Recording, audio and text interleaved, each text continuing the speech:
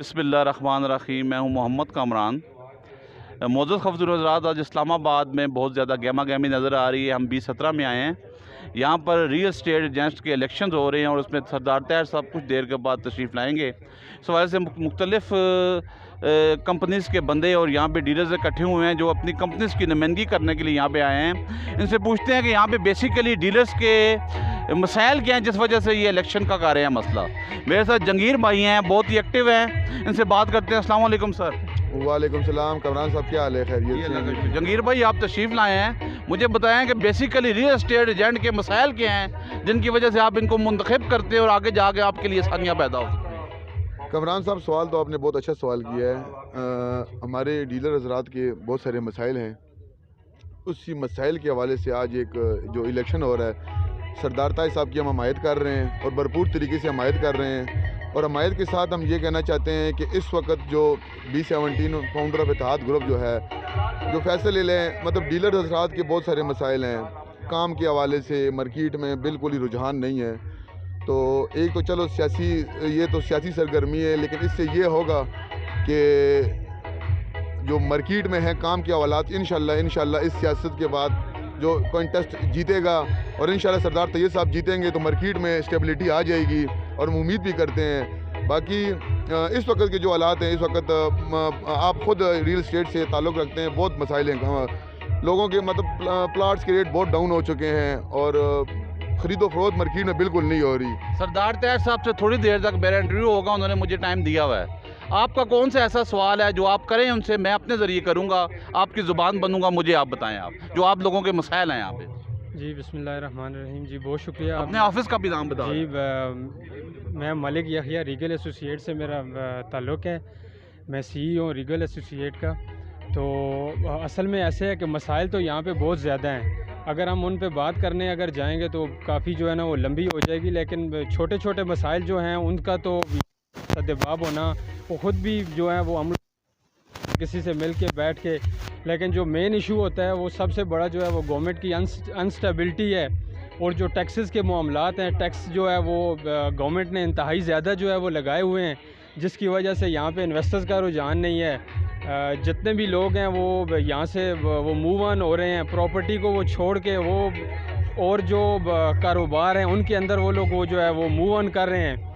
तो जो हमारे मुंतखब कैंडिडेट हैं सरदार ताहिर साहब, उनसे ये रिक्वेस्ट होगी, उन्होंने पहले भी हमारे लिए बहुत ज़्यादा फ़ाइट की है। वो टैक्सेस को गाय बगाए जो है वो डिस्कस भी करते रहते हैं। इससे पहले वैल्यूएशन का इशू आया था, वो भी उन्होंने जो है वो कम से कम करवाया है। तो अभी भी हम उम्मीद करते हैं कि अल्लाह ताला चाहेगा इंशाल्लाह 22 दिसंबर को जब वो इलेक्ट हो जाएंगे तो उसके बाद जो है वो टैक्सेस के मामलात को सबसे ज़्यादा जो है वो देखेंगे। सरदार ताहिर साहब कोई मुंतखब क्यों है? दूसरी सैर पे आते भट्ट साहब हैं, यंग आदमी हैं, काम करने वाले बंदे हैं, लेकिन आपका इंतखाब सरदार ताहिर साहब क्यों? अपने ऑफिस का भी नाम बता दें।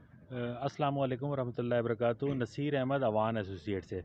सरदार ताहिर साहब को आज से नहीं अरसा दराज से लोग जानते हैं और सरदार ताहिर साहब और उनकी जो टीम है वो इंतहाई सक्सेसफुल है। इन्होंने इससे पहले मल्टी के जितने भी प्रोजेक्ट लॉन्च हुए हैं उसमें उन्होंने इंतहाई मेहनत के साथ, कोशिश के साथ, जद्दोजहद के साथ इस मल्टी को न सिर्फ आबाद किया है बल्कि जहाँ जहाँ नए प्रोजेक्ट अभी रिसेंटली ओपन हुए हैं उनकी भी प्रोग्रेस तसल्ली बख्श है। तो उसके हवाले से ये है कि हमारे पास सबसे बड़ा अहम जो है B17 में सिक्योरिटी के हवाले से इंतहाई मुश्किलात हैं। जो नया बंदा अभी नॉमिनेट होगा इंशाल्लाह अल्लाह ताला के फजल करम से सरदार ताहिर साहब नॉमिनेट होंगे तो हमारी उनसे रिक्वेस्ट है कि सिक्योरिटी के हवाले से कमर्शियल और रेजिडेंशियल में जो सिक्योरिटी के इंतजामात हैं उन पे भरपूर तवज्जो दीजिए। शुक्रिया। अस्सलाम वालेकुम।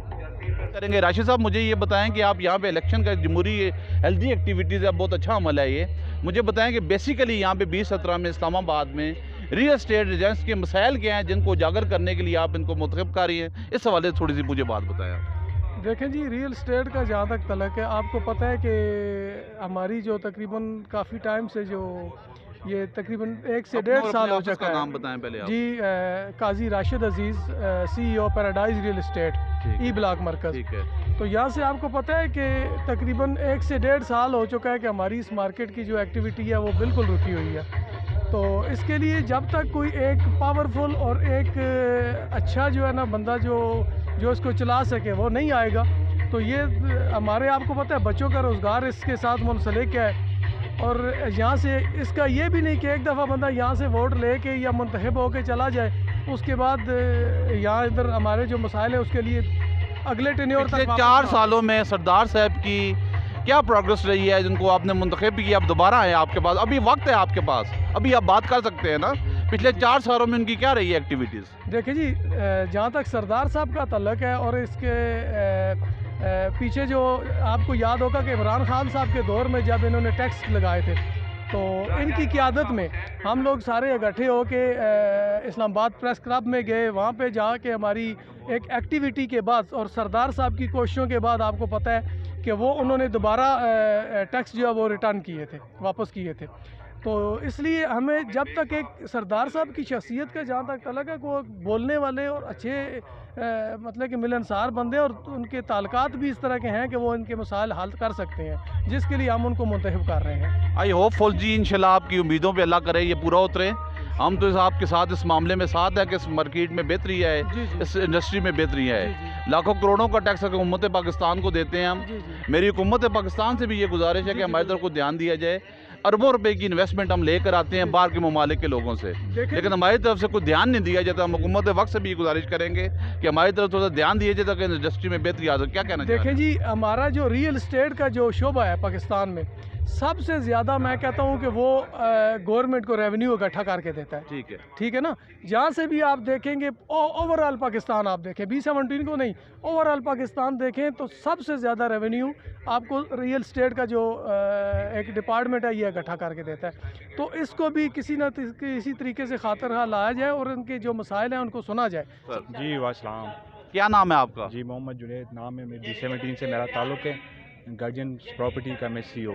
आप बेसिकली यहाँ पे सरदार ताहिर साहब से हमायत का ऐलान करने के लिए आए हैं। जी बिल्कुल। आपके बेसिकली इश्यूज़ क्या हैं जिस पे किसी वजह से आपने इनको मुंतखब करना चाह रहे हैं? इश्यूज़ हमारे अभी तकरीबन 1 साल पहले शुरू हुए। ठीक है, जब से नई गवर्नमेंट ने टेक ओवर किया तो टैक्सेस से इशू में जो मेन इशू है ना वो टैक्सेस से शुरू हुआ है। पहले से जो टैक्सेस थे वो 1% थे, अभी वो 1% से 2% हो गए। जो फाइलर है, जो नॉन फाइलर थे वो 2% थे, वो 2% से 7% पे चले गए। तो उस वजह से जो भी क्लाइंट्स है, इन्वेस्टर है, तो वो मार्केट से वो जा रहे हैं। ठीक है, वो ज़्यादा से ज़्यादा जो टैक्स है वो गवर्नमेंट को जा रही है, इन्वेस्टर को, क्लाइंट को। सरदार ताहिर साहब से इस हवाले से जो पिछले प्रेसिडेंट थे उन्होंने आपसे बात की थी, उन्होंने क्या कहा था? सवाल उन्होंने बताया था कि हम मुकम्मल सपोर्ट करेंगे, जो हमारी कम्युनिटी के, जो हमारी रियल एस्टेट बरादरी है उनको हम मुकम्मल सपोर्ट करेंगे।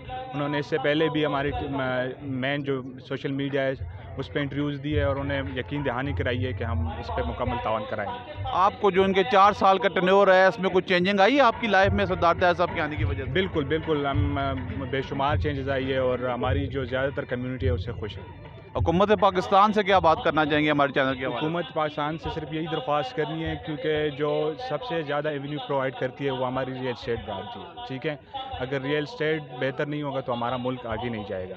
ठीक है, तो काइंडली इनको सपोर्ट करें। ठीक है, इनको ऐसे मौके पैदा करें कि जिसको आसानी से बिजनेस कर सकें। बहुत बहुत शुक्रिया sir, thank you so much.